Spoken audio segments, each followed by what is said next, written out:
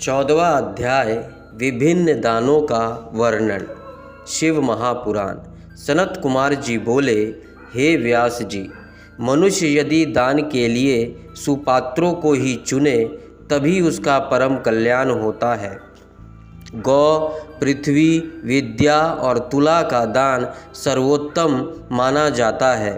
अपने घर के द्वार पर आए मांगने वाले अर्थात याचकों को दूध देने वाली गाय, वस्त्र, जूते, अन्न, छाता अथवा भक्ति भाव से श्रद्धापूर्वक जो भी यथासंभव दान दिया जाए वह परम कल्याणकारी होता है।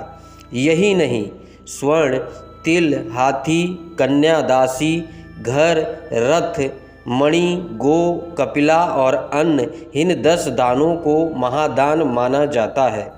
इन 10 महादानों को जो भी मनुष्य भक्ति भावना से करता है वह इस भव सागर से अवश्य ही पार हो जाता है।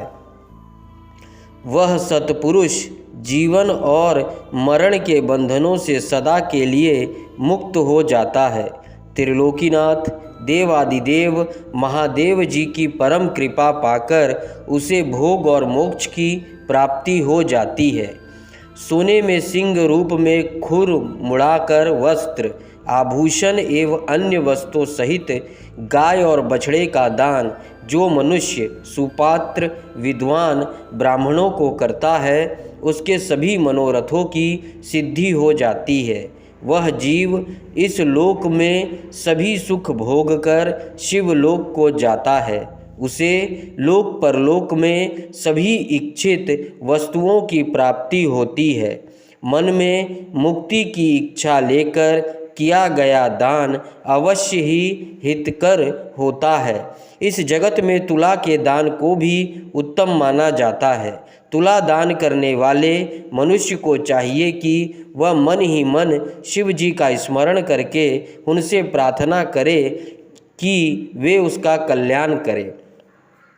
तराजू के एक पलड़े में बैठकर दूसरे पलड़े में अपनी शक्ति के अनुसार द्रव्य भरे और जब दोनों तरफ वजन बराबर हो जाए तो उस द्रव्य को किसी सुपात्र ब्राह्मण को दान करे। ऐसा दान करते समय शुद्ध हृदय से कल्याणकारी भगवान शिव से प्रार्थना करे कि हे प्रभु, मैंने बचपन से लेकर अब तक अपने जीवन में जाने अनजाने जो भी पाप किए हो उन्हें आप अपनी कृपा दृष्टि से भस्म कर दे। हे ऋषि गणों, इस प्रकार तुला दान से जीव सभी पापों से मुक्त हो जाता है तथा सीधे स्वर्ग लोक को जाता है और वहीं निवास करता हुआ सभी उत्तम भोगों को भोगता है। 15वां अध्याय पाताल लोक का वर्णन। सनत कुमार जी बोले, हे व्यास जी, अब मैं आपको ब्रह्मांड के विषय में बताता हूँ। यह ब्रह्मांड जल के बीच में स्थित है और त्रिलोकीनाथ भगवान शिव के अंश शेष नाग ने इसे अपने फन पर धारण कर रखा है एवं श्री हरि विष्णु इसका पालन करते हैं। सभी देवता और ऋषि मुनि साधु संत सृष्टि के कल्याण हेतु शेषनाग का प्रतिदिन पूजन करते हैं। इन्हीं शेषनाग को अनंत नाम से भी जाना जाता है। आप अनेकों गुणों से संपन्न हैं और आपकी कीर्ति का गुणगान सभी देवताओं सहित सारे ग्रह और नक्षत्र भी निरंतर करते हैं। नाग कन्याएं सदैव आपकी पूजा और आराधना करती रहती है। इन्हीं के संकर्षण रूप रुद्रदेव हैं। शेषनाग के बल और स्वरूप को स्वयं देवता भी भली भांति नहीं जानते तो फिर साधारण पुरुष भला कैसे जान सकते हैं।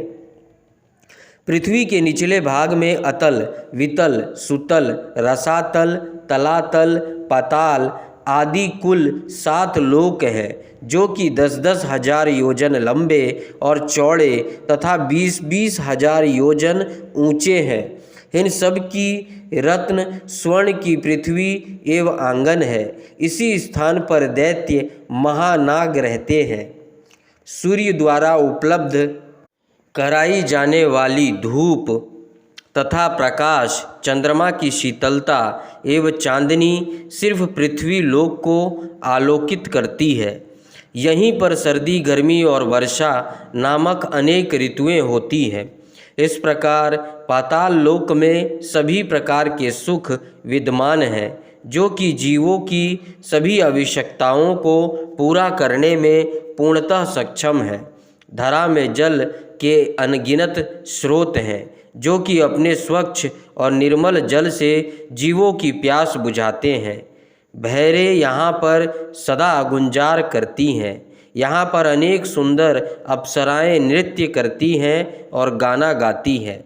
पाताल लोक में अनेक प्रकार के वैभव और विलास उपलब्ध है और यहाँ पर अनेक सिद्ध मनुष्य, दानव और नाग अपने द्वारा की गई तपस्या के उत्तम फल को भोगते हैं।